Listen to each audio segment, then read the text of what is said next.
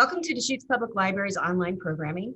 I'm Liz Goodrich, part of the community relations team, and you are here today for a presentation that's part of our Know Us series in September, where we're getting to know some of our friends and neighbors a little bit better.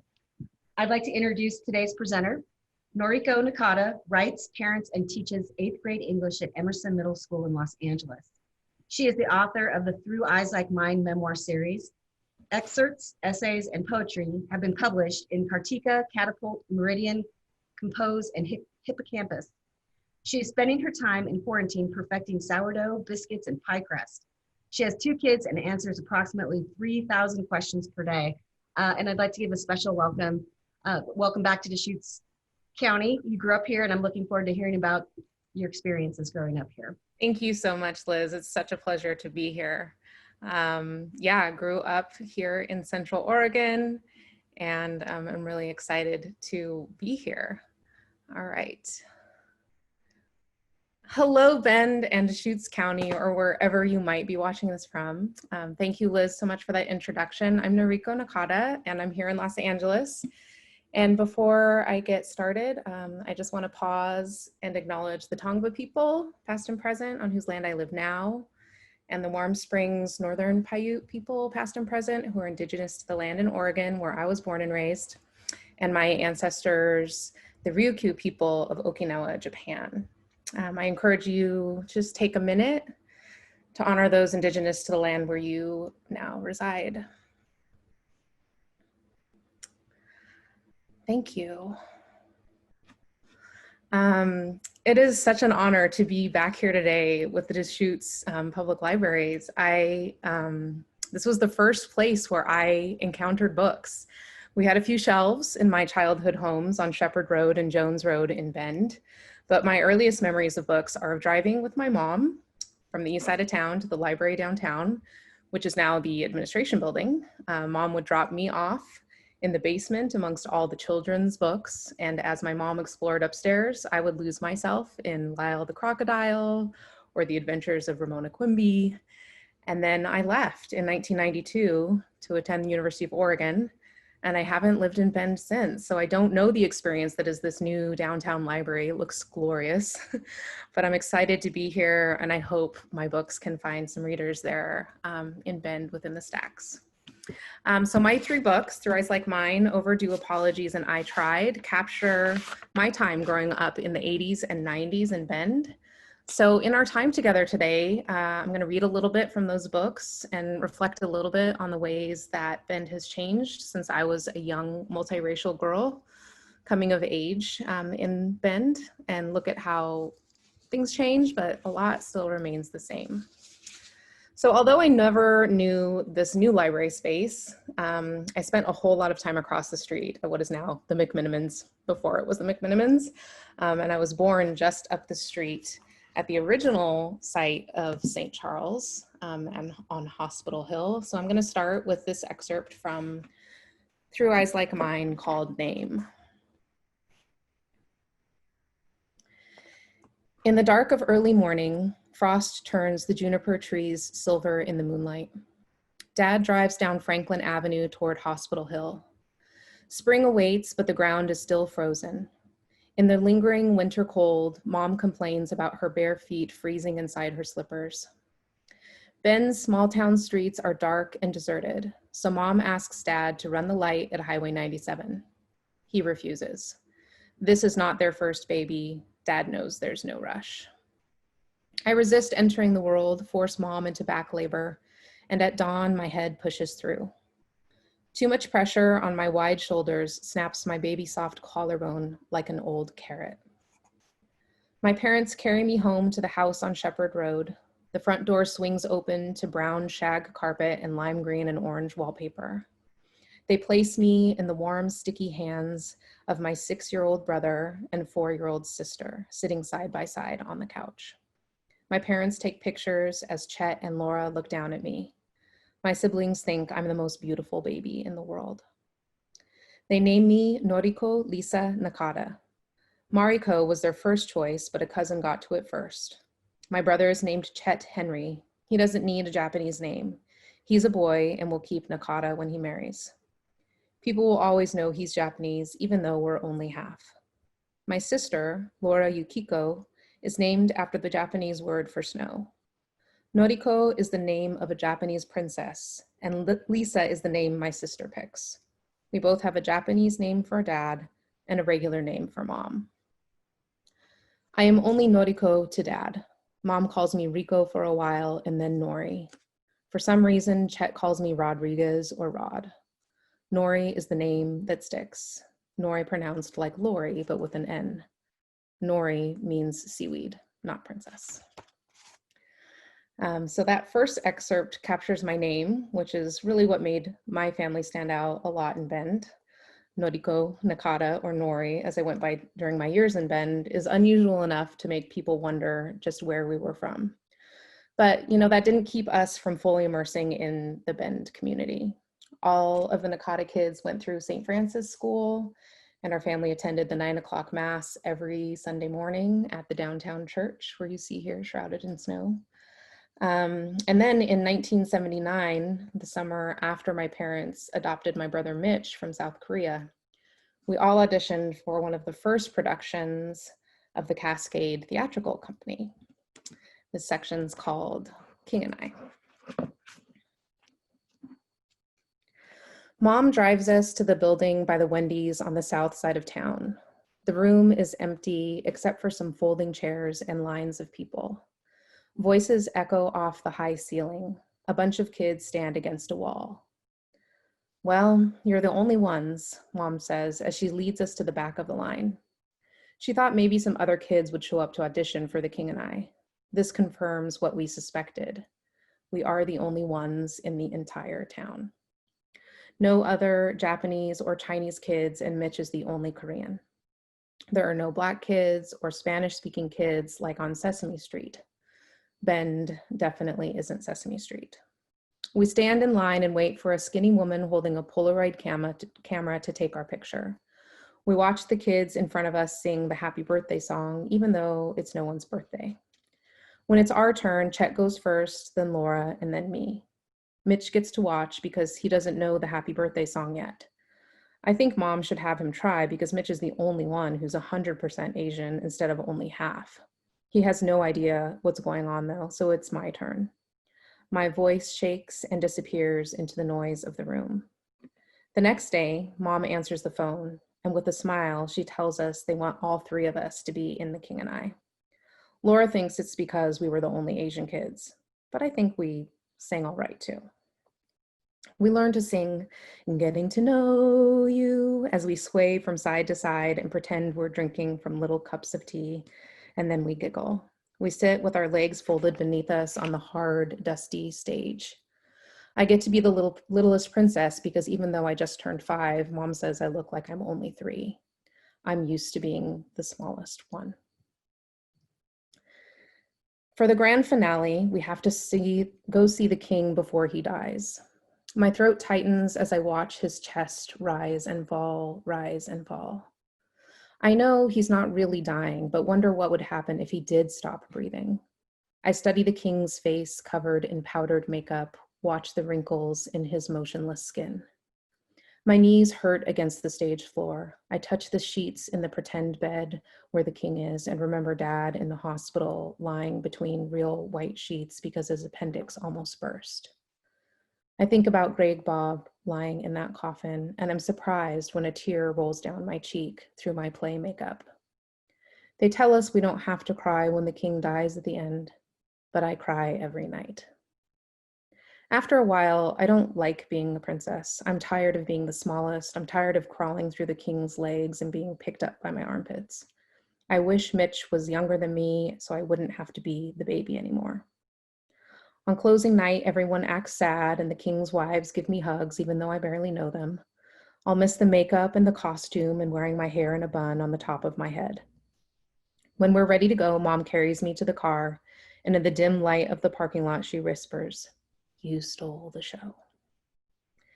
After The King and I, Laura and I audition for parts in other local productions like Alice in Wonderland and The Wizard of Oz. Laura gets the good roles, even if they aren't the leads. She gets to be the Frog Footman and Toto, but she quits The Wizard of Oz because she doesn't want to play a dog. All of the leads go to the blonde girls, tall ones with blue eyes, and I only get to be part of the chorus, a munchkin or a teapot. I love that after all of these years, the Cascade Theatrical Company is still such a vibrant part of the arts community in Bend, and that although so much has changed, much has also remained the same. The schools, the landscape, the sound of running water. So the house on Jones Road where I grew up, it had this irrigation ditch running through it, and watching that little stream of water, which is still there, is what inspired this next section, which is called Footbridge. The house is cool even though it's a sunny August morning. Mom keeps the drapes closed to trap the cold inside, and at night she throws everything open to let the cool air in again. I'm still in bed listening to doors opening and slamming shut and feet stomping up and down the stairs. Chet leaves for baseball practice and Laura to volleyball. I decide to get up and make my way to the TV room. The summer sun beats down on the roof. The minutes crawl by in 30-minute installations of the Brady Bunch and the Munsters as the temperature in the house rises. I hear the hum of a lawnmower and smell dry grass. Chet must be back from baseball. Mitch changes the channel to the Partridge Family. The mower stops halfway through Green Acres, and just as Leave It to Beaver starts, Chet walks in, his hair wet from showering. Turn it to the game. No, I say. You've been sitting in here all day. Why don't you go do something? No, it's way too hot, Mitch whines.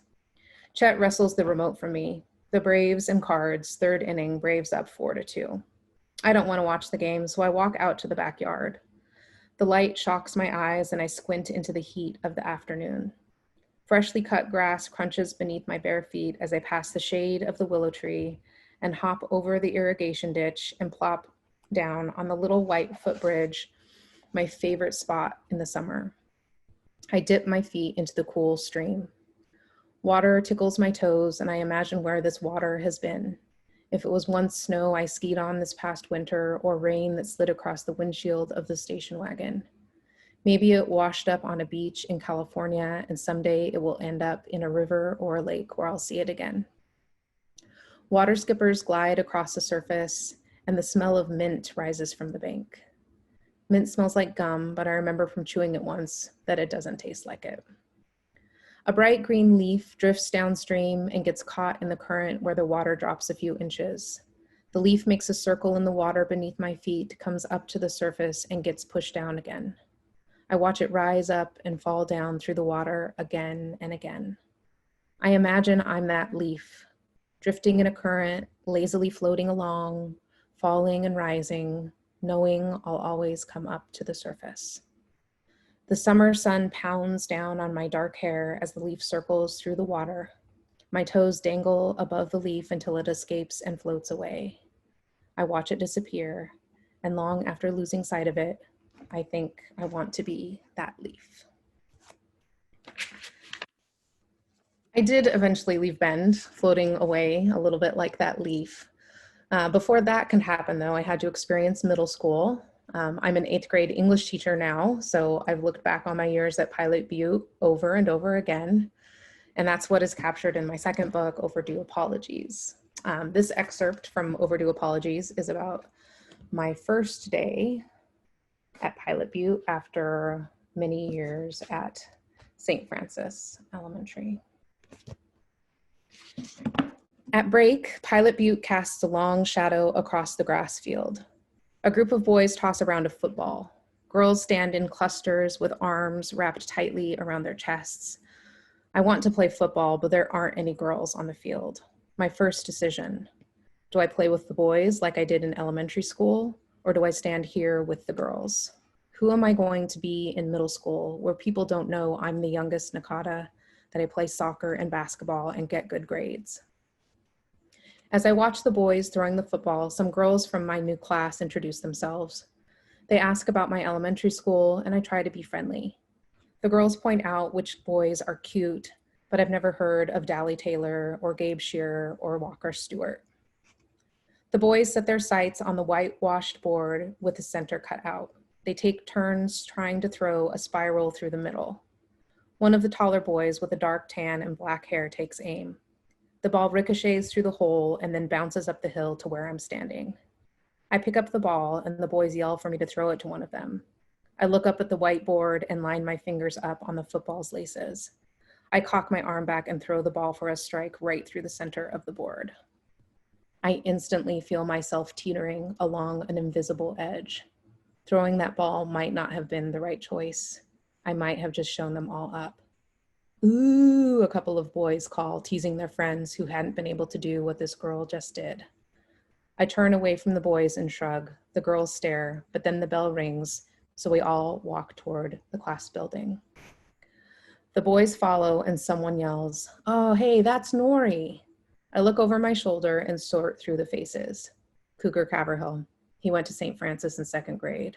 I smile and wave. "Nice throw," he says. "Thanks," I say, but I try not to make a big deal out of it.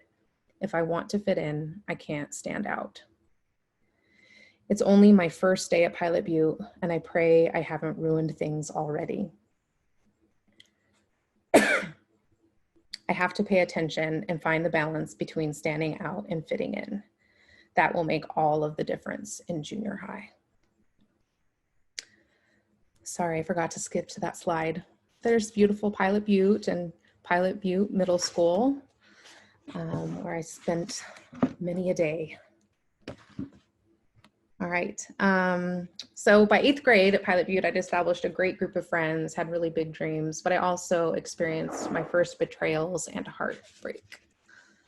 So this is a section, again, through overdue apologies, about some of my ambitions. As the school year, as 8th grade started, I wanted to go undefeated. I wanted our basketball team to go undefeated, and I imagined that would happen. So here's this section called Rebound. A thick crust of snow and ice cover the ground all winter, and I struggle to keep my balance after breaking up with Casey. I feel unsteady as I adjust to the realization that my closest friends can be the ones to betray me. Thank God it's basketball season.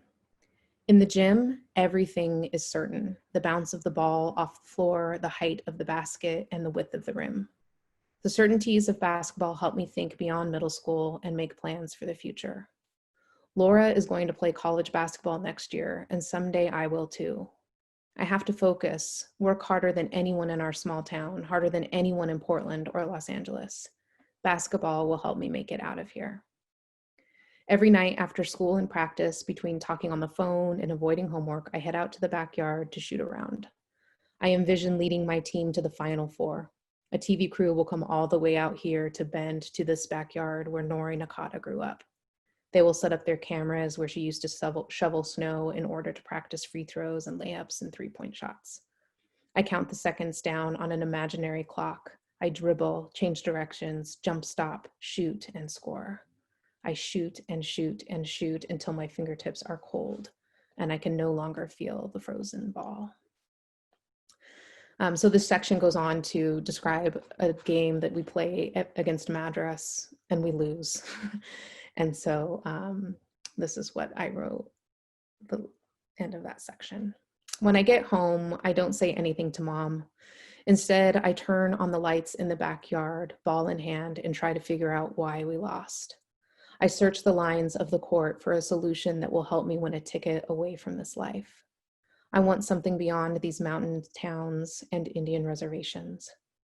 I miss a shot and the ball bounces off the court and into the darkness. I venture out away from the light and peer up at the night sky. I search for the North Star, but so many constellations clutter the sky. I don't know which direction to look. I pick up the ball and turn toward the basket, hoping someday I'll be able to find my way. I think that struggle to fit in is so universal, especially during those years that I spent growing up in Bend. I went to movies at the Tower or at Pat and Mike's, the dinner movie theater that used to be there, or out at the Mountain View Mall. I played soccer and basketball and volleyball and tried to fit in. And for my future, I wanted to be a college athlete or maybe a reporter or a politician. And I took that struggle with me to Mountain View High School, which I wrote about in I Tried.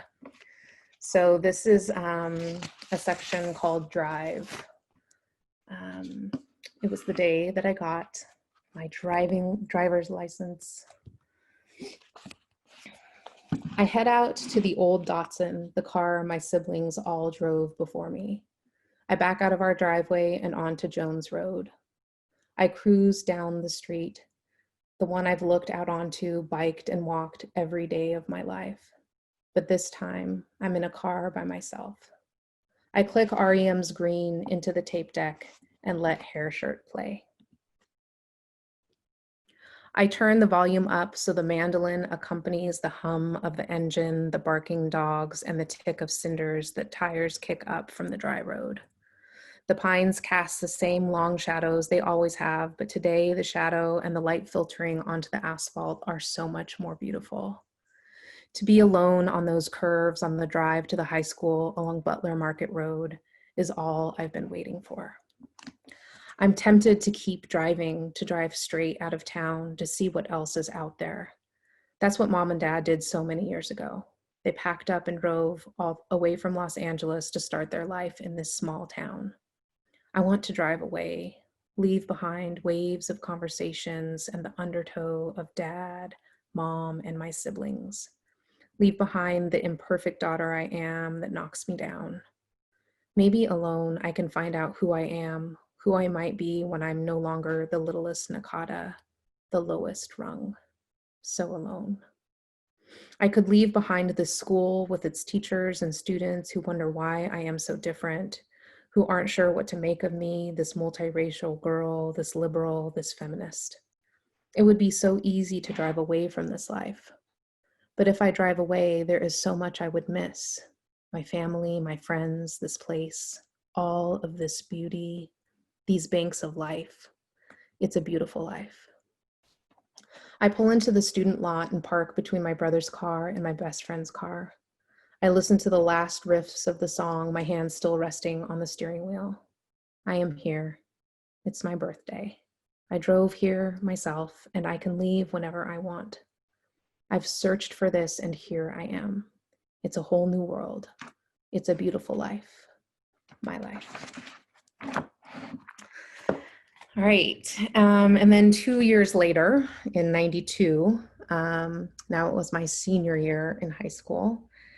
And after a trip to San Diego with Mr. Plants and the concert choir, I remember coming back home to the news of the uprisings in Los Angeles. And that's when I wrote this section called, Can We All Get Along? After that all-night bus trip and a couple of hours of sleep, I make my way into the kitchen where Mom makes oven-packed pancakes for a late birthday breakfast. She has NPR on, and I hear LA is burning. Rodney King, police officers acquitted, riots, looting, violence. I try to remember LA. Wasn't I just there just a few hours ago? No, we were in San Diego, and then we drove up the coast. I can't recall seeing much of anything I recognized of the valley where Mom's family lives or Baldwin Hills where Dad's brother's home looks out at the Hollywood sign. Then I remember the grainy footage of a man being beaten and photos of his swollen, bruised face. I remember the race of the officers, white, and the race of Rodney King, black, the use of the N-word, and the excuses people gave for why the beating was justified. He was on drugs. He tried to attack them. He deserved it. I remember 2 summers ago seeing Do the Right Thing at the mall a few weeks after its release. Some theaters didn't want to screen it. They feared riots in the streets. And now there was rioting in Los Angeles. I drive to school beneath clear blue skies, far away from black smoke rising into haze above the Hollywood sign, Dodger Stadium, and the LA skyline. I arrive at school and no one talks about the uprising. My classmates haven't heard about it, or they aren't interested in discussing it, particularly with me. After all, our school already experienced its own losses this week. It's prom season, and our teachers want to get a few more assignments out of us before senioritis sets in even further. No one mentions that school is canceled in LA, that people are dying in the streets, and fires burn in neighborhoods 1,000 miles away. I think about saying something, starting the conversation. After all, everyone already sees me as this liberal feminist, a woman of color. But as I sit there in Mrs. Hurley's class, I wonder if any of the personal stands I take change anyone or anything. In the fall, as the Atlanta Braves made their postseason run, I told anyone who would listen that doing the tomahawk chop during volleyball matches was super offensive, but people still did it. When I heard about a new girl who moved here from Vietnam, I passed by her on the way out of B Hall sitting on the floor by herself, but I said nothing. What could I say? She didn't speak English. When rumors spread about a middle school friend being hit by her boyfriend, I did nothing. When South Seas rolled around again, I didn't say how offensive it was to come in blackface. And even though Jamal Finley, the junior who replaced Chad Paulson as the only black kid at Mountain View, hung a sign in the Commons asking if he should wear whiteface to South Seas, nothing changed. When the Wrangler-wearing boys scrawled KKK slogans across their binders, I said nothing. When people said, "That's so gay," or when the football guys called each other fags, I said nothing. When rumors spread about the girl who slept with him and him and him, or talked about the girl who threw up in the bathroom every day at lunch, I never defended them or talked about what was really going on. I haven't changed this town at all, and sometimes I didn't even try. On the day of the Rodney King uprising, once again, I say nothing, and the disappointment and anger of my silence simmers inside me. I assume my classmates say nothing because they don't know or don't care. That is their privilege. They don't think about race because why would they? Their families chose Bend. They fled cities just like my parents did to live in this utopia far away from urban spaces where cops beat black men and Korean shop owners shoot girls who just want orange juice. This is where I sit in my safe classroom, far from streets where cars are upturned and stores are looted. Mrs. Hurley turns on a movie, and in the dark, I fold my arms along the cool surface of my desk and rest my head on my arms. I'm so tired, but when I close my eyes, I picture Uncle Yosh and Auntie Suma's house in Baldwin Hills just above the fray, where columns of black smoke rise up outside their picture window. I remember driving down Crenshaw where Mom always got so nervous, as if someone might attack our car as we drove down the street. I imagine the strip mall we drove past when we went to LA for Mochisuki. The view of Los Angeles burning has to be unbelievable from Uncle Yosh and Auntie Suma's backyard. What about my parents, this interracial couple leaving Southern California? What possessed my Japanese American dad and white mom to pick this mountain town in the middle of nowhere?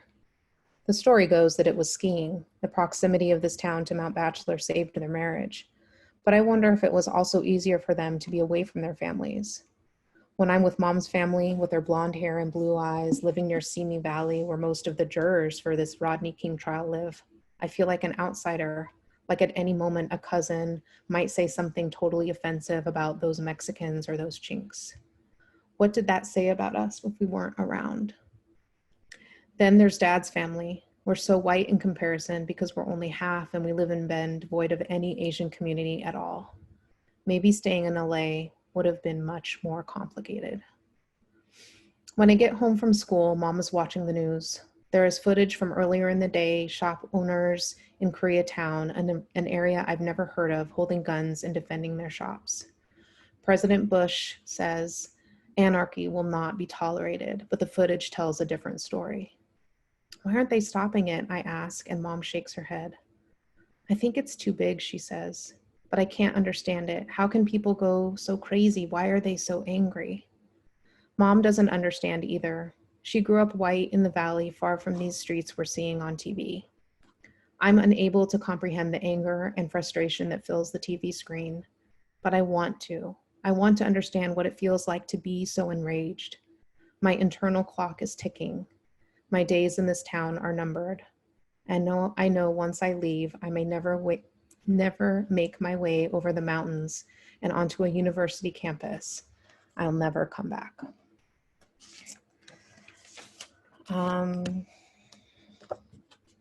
So I did leave. I left just, a few months after those Los Angeles uprisings. And I made my way to Eugene. And This is the last section that I'm going to read today. After surviving the winter and spring in Eugene, I travel back to Bend on a summer evening and stand at the top of Pilot Butte. I look out at the town where I grew up, peer over treetops toward homes where I lived and streets where I rode bikes and drove cars. It's all there in front of me, the roads, the river, the Cascade Range, and from there, choosing a direction seems so simple. Mom dreams after she graduates, she and Dad will move back here, but I can't imagine living in Bend again. I don't know if I will ever feel like I belong to life here. If I close my eyes, I can see the Deschutes River, listen to the rush of water over rock and of wind through the ponderosas. I appreciate the beauty of this place. Growing up here, I had no map, no guide to show me the way, but Bend had no guide either. How does a small town embrace a family like ours with no instructions attached? Even though it was lonely, Bend is beautiful and peaceful, and it was kind to me. Teachers and coaches helped along the way, and friends over those years saw me through. Many provided my family opportunities to share our unique stories, and they listened. Bend made me who I am. I have notes from my mom, my dad, from my sister and my brothers, lessons taught at a high school in rural America steeped in tradition and Christianity and white Americana. I carry all of this with me, even though I chose to move away. My parents chose this place in the 1970s, but we left in the 90s on our own. No one drove us out. Behind us are long summer days, star-filled skies, cold rivers and lakes, schools where we learned, and churches where we prayed. Behind us are friends and families, teachers and coaches who helped us feel less alone. There are steep mountain slopes and long, dark, cold winter nights filled with dry winds and bright snow falling from darkness, covering a world with a glittering blanket of white. Beneath that layer rest all the memories of my childhood. The sun falls behind the Cascades and across Central Oregon, in neighborhoods like mine, in homes across town or along the edge of the Deschutes. The creatures of this place breathe. I breathe in the mountain air filled with dust and pollen, juniper and pine. This was my home when life was simpler, when I peered up at the starry skies and dreamed of something beyond. With every breath, I carry it with me, and as I exhale, I walk toward whatever comes next. So this past summer, I've kept a lot of my eye on Bend and how COVID has been treated, and on the Black Lives Matter movement, which has found its way all the way to Bend streets.